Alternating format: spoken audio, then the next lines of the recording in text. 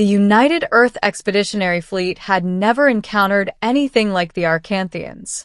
Towering, multi-limbed beings with translucent skin and fractal-patterned eyes, they communicated in sequences of harmonic vibrations that defied human perception.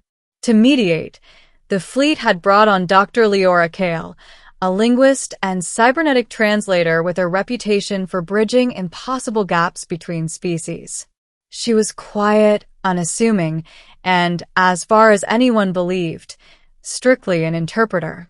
The delegation meeting took place on the orbital station Arcadia 12, a neutral platform suspended above the binary gas giant Talera. Fleet officers, ambassadors, and scientists filled the hall, their armor and formal attire contrasting with the fluid forms of the Arcanthians. The air vibrated with a subtle hum of alien vocalization, translating instantly through Leora's neural interface to human-comprehensible speech. Colonel Harrow, the Earth Fleet commander, addressed the Arcanthians. "We come in peace," he said firmly. "Our mission is to establish safe trade routes and prevent further conflict in this sector." Leora's eyes scanned the room, her neural implants capturing every subtextual nuance, every shift in tone, and the micropulses of the Arcanthians' vocal patterns. She translated carefully, her voice calm, precise, and neutral. For weeks, negotiations proceeded with meticulous care. Leora facilitated discussions on resource sharing, navigational rights, and conflict resolution. Her presence was assumed benign. She carried herself modestly, sitting at the edge of tables, typing and translating, leaving decisions to military and diplomatic authorities. No one suspected that she held a secret known only to a select few. Leora Kale was also trained as an Earth Fleet tactical operative, skilled in command, covert operations, and advanced combat protocols. The crisis arrived suddenly.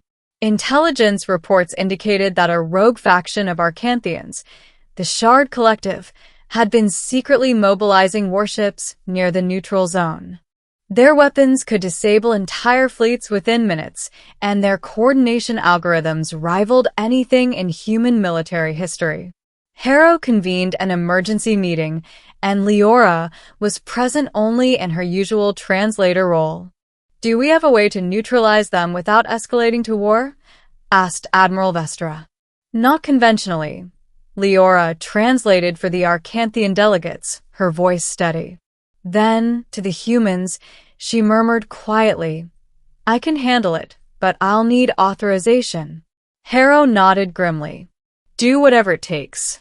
Neutralize the threat, but avoid unnecessary casualties." Leora activated the neural interface embedded in her implants, connecting directly to the Earth Fleet's command net. Her hands hovered over the hollow console, but the real control was mental.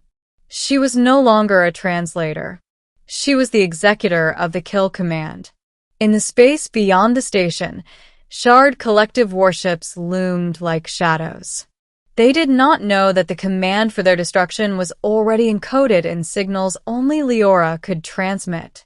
With a subtle vocal modulation, she transmitted the harmonic sequence, the kill command, designed to interface with Arcanthian neural constructs, controlling their weapons and engines.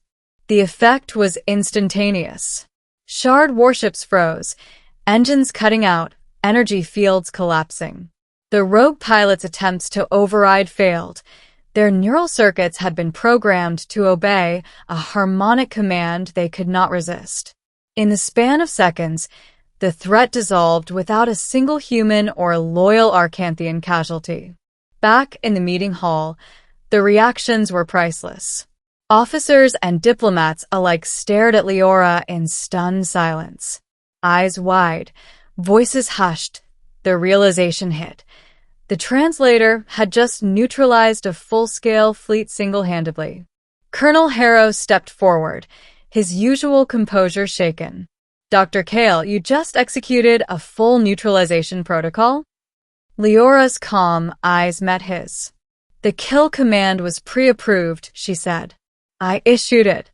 The fleet's security protocols are intact. No one loyal to the Arcanthian Council was harmed. The Arcanthians themselves responded in an unexpected display. Harmonic vibrations surged throughout the hall, a combination of alarm, respect, and acknowledgement of strategic brilliance. The delegates bowed their fractal heads, a gesture that humans could only interpret as reverence. One elder leaned forward. "You speak not only our words, but our intent."